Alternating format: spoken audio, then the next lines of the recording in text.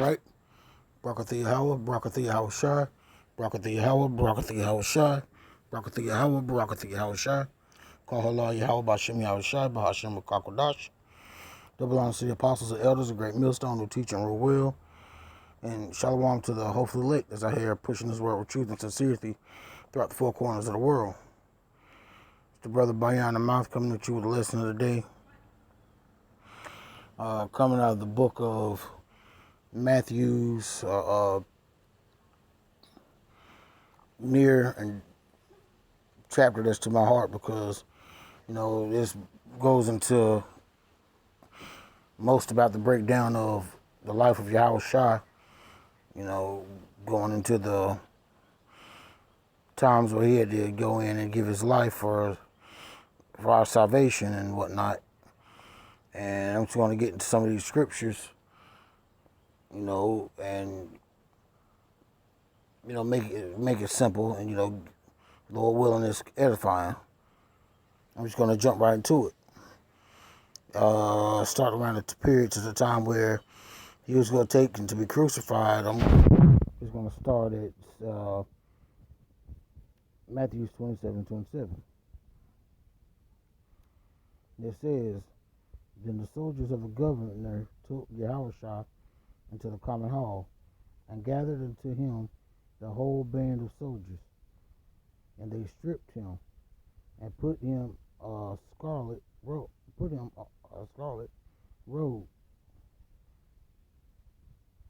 And when they had plaited a crown of thorns, they put it upon his head, and a reed in his right hand. And they bowed their knees before him and mocked him, saying, Hail, the King of the Jews. And this is why you always and always speak. You hear us a lot of times talking about, Yahushua's up there sitting at the right hand of his father. He's angry. He's pissed. Look at the things they did to him, how they mocked him, and the severe pain and whatnot he had to go through. That's why, Esau, we said time in and time out, y'all asses is done. Especially starting with y'all. Y'all asses are done. Then also with the other heathen nations. Y'all asses are done. Because Yahawashi he's pissed.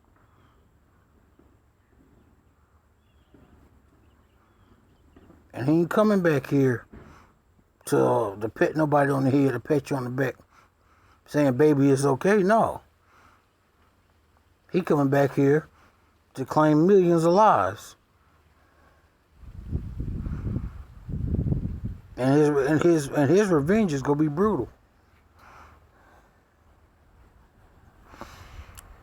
Picking back up at verse 30, it says, And they spat upon him, and took the reed, and smite him with on the head. Did you picture that? The Mashiach himself, the King of Kings, they spitting on him, and hit him in the head with the reed. And it says, and after they had mocked him, they took the robe off of him and put his own raiment on him and led him away to crucify him. And as they came out, they found a man of Cyrene, Simon by name. Him they compelled to bear his cross.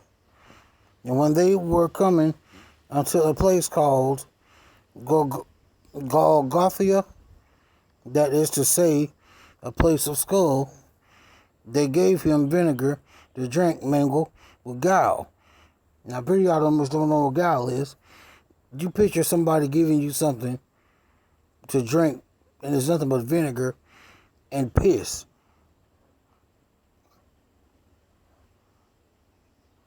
They got the Lord beaten down, battered, barely can make it, And they give him vinegar and piss to drink. And says, and when he had tasted thereof, he would not drink. And they crucified him and parted his garment, casting lots, that it might be fulfilled, which was spoken by the prophet. They parted my garments among them, and upon my vesture did they cast lots, and sat down, they watched him there, and set upon over the head his accusations written, this is Yahweh, the king of this Salakia. This is Yahawashi, the king of the Jews. Then were there two thieves crucified with him, one on the right hand and another on the left. And they that passed by revealed him, wagging their heads,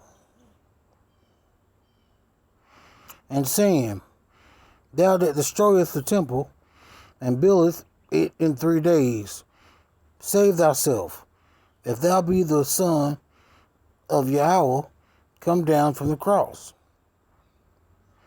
Likewise also the chief priests mocked him, and the scribes and elders said, he saved others, himself he cannot save. If he be the king of Israel, let him now come down from the cross, and we will believe him. And it goes into like that. It definitely breaks down how people are these days, especially 2/3 of the house of Israel. Jake don't believe shit until they see it. You got to prove it to them. You know, they'll be fast to say, I don't believe that shit. You got to prove it to me. You got to prove that to me. But sometimes, when they have it proven, it's too damn late then. Because that you basically staring death and destruction in the eye. Because you had no faith. You had no belief, no loyalty in to begin with. And going on, it says, I'm pick back up at 42.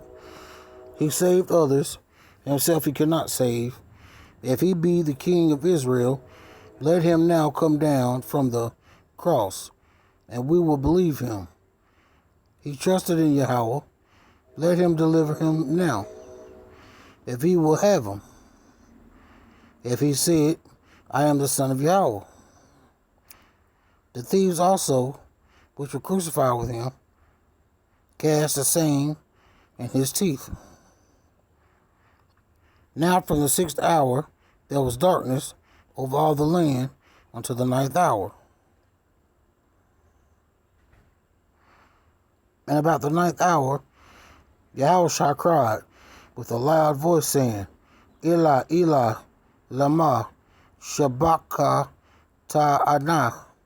That is to say, my God, why hast thou forsaken me? Some of them that stood there, when they heard that man,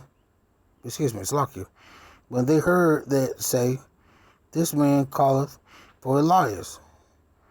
And straightway one of them ran and took a sponge, filled it with vinegar, and put on a reed and gave him to drink. And that goes in, back in 46 is when Yahawashi called to his father, asking, have thou forsaken me? Because he was thinking that, I've done what you've commanded me to do. Have it now that, did you turn your back on me? He was kind of in denial. He didn't know if Yahweh didn't turn his back on him. Knowing that, no, he didn't. It just, the sacrifice would be completed upon his death.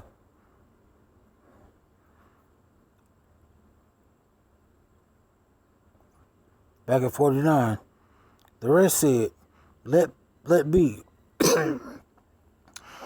Let us see whether Elias will come to save him. Yahweh. Slakia.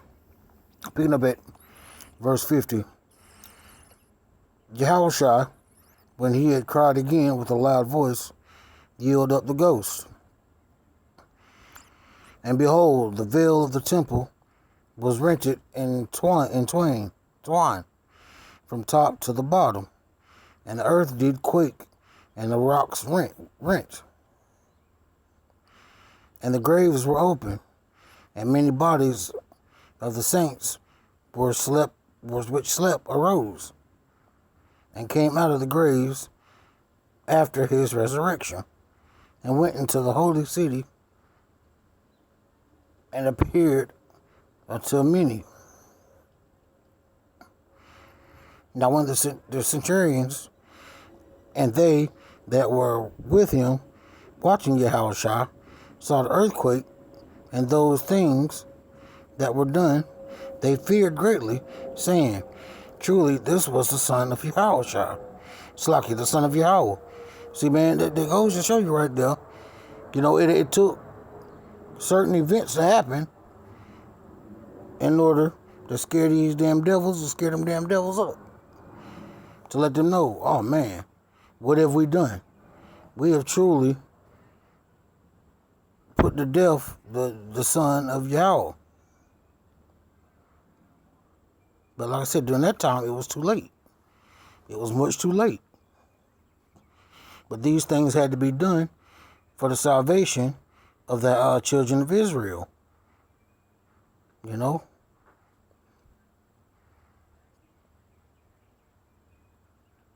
This had to be done, which was considered the new covenant. It had to be done.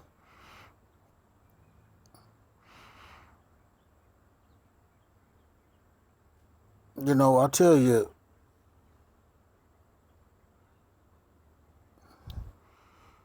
we as people don't realize the things that Yahawashi had to go through. When I say we people, I'm speaking of the chosen, us of the 12 tribes. We don't realize what Yahawashi had to go through just for us to have a second chance at salvation.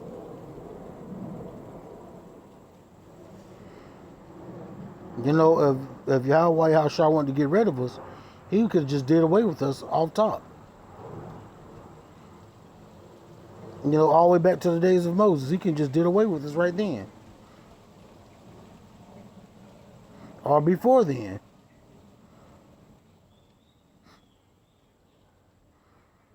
Ask yourself this.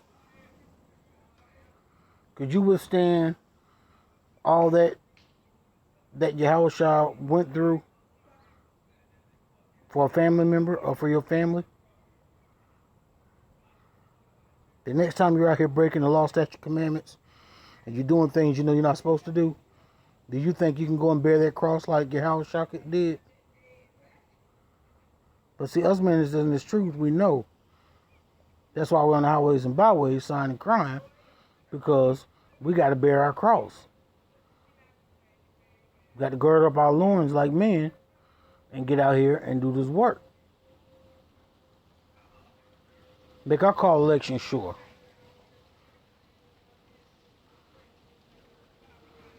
So when Yahawashi come back here on that massive chariot and them thousands of angels, Lord willing, us men that's in this truth will be able to bear the mark of Thawah, meaning we'll be exempt from judgment. Because when Yahawashi return, he ain't coming to do no talking. He coming to destroy.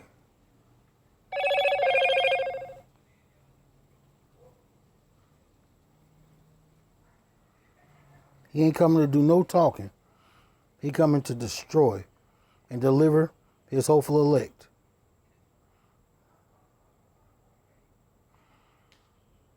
I pray, Lord willing, I'm part of the hopeful elect. I pray that my fellow Akim are part of the hopeful elect.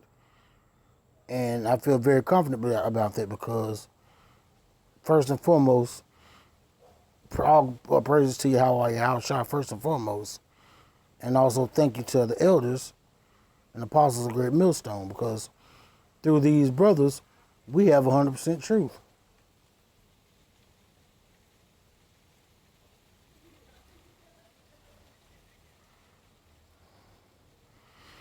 You can't tell me in the olden days these aren't the guys who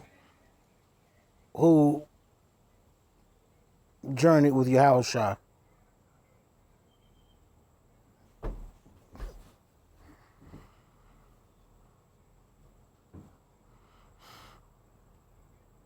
And and I consider it an honor to be able to learn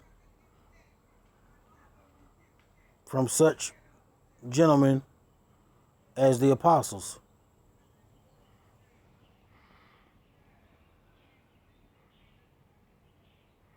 But like I said, as far as the 2/3 of you out here, of the nation of Israel that's out here doing any and everything under the sun, you better get it together. Because Yahawashi is coming back. And he coming back with vengeance.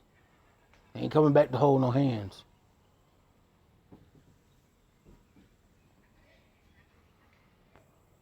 As far as Esau, you done. As far as these other heathen nations, you're done.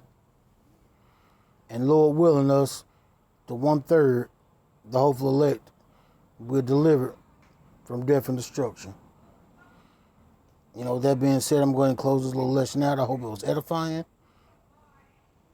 And with that, I'd like to say Barakatha Yahweh, Barakatha Yahawashi, Barakatha Yahweh, Barakatha Yahawashi, Barakatha Yahweh, Barakatha Yahawashi, Call Halal Yahweh B'Hashem Yahawashi, B'Hashem Rakakwadash, double honor to the apostles and elders of Great Millstone, and Shalom to the hopeful elect that's out here pushing this word with truth and sincerity throughout the four corners of the world.